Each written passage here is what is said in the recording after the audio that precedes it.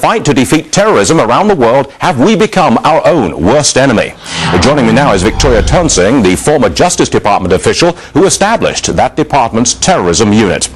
Victoria, first, interrogations. In light of court rulings and the Senate action, is America still capable of interrogating terrorist suspects effectively?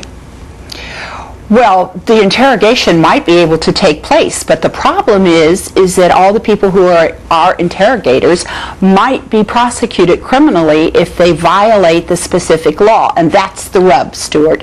We have to clarify, as the President says, make legal clarification so that the people who work for us know when they're going to violate the law and when they're not. Now, there's no issue about you can't torture, you can't mutilate. But here's what the present law says, basically, that there cannot be, quote, outrages upon personal dignity or humiliating and degrading treatment. Now, to an Islamic fascist, being interrogated by a female is degrading. So, you know, how do our people deal with that kind of situation? Victoria, could you see the day, some way down the road perhaps, when the ACLU sues a woman who has interrogated a Muslim terrorist suspect? I mean, is this wildly beyond the bounds of possibility or not? It is wild, and what's even wilder is the fact that 1 year ago, McCain agreed to the very language the White House wants today for another piece of legislation. And why he and all the Democrats won't agree to it today is beyond me. It makes no sense whatsoever, but it puts our people at risk, and we shouldn't do that to the people who are out there working for us during this war. Next issue, tribunals of some sort for Guantanamo Bay detainees. Do we now have a trial format that will be open, fair, and effective?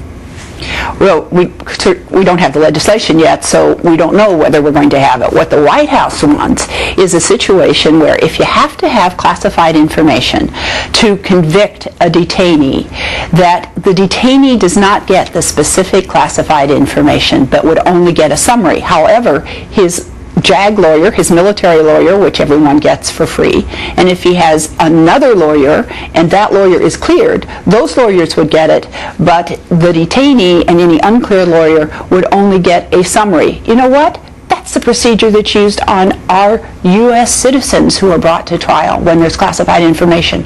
Why do we want to make it better for detainees? But is it such a sticking point just to hand that information over to the detainee, the accused, as well as the lawyers? It's not such a big deal, is it?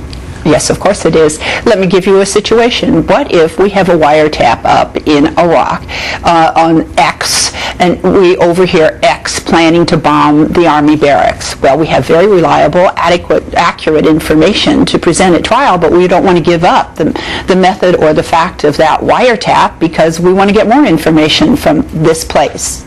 What do we do then? You don't want to tell the detainee, guess what, we were tapping you at such and such a phone on such and such a date.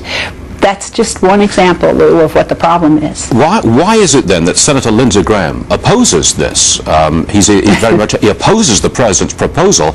I believe he is a retired former military judge himself. Why would he oppose it?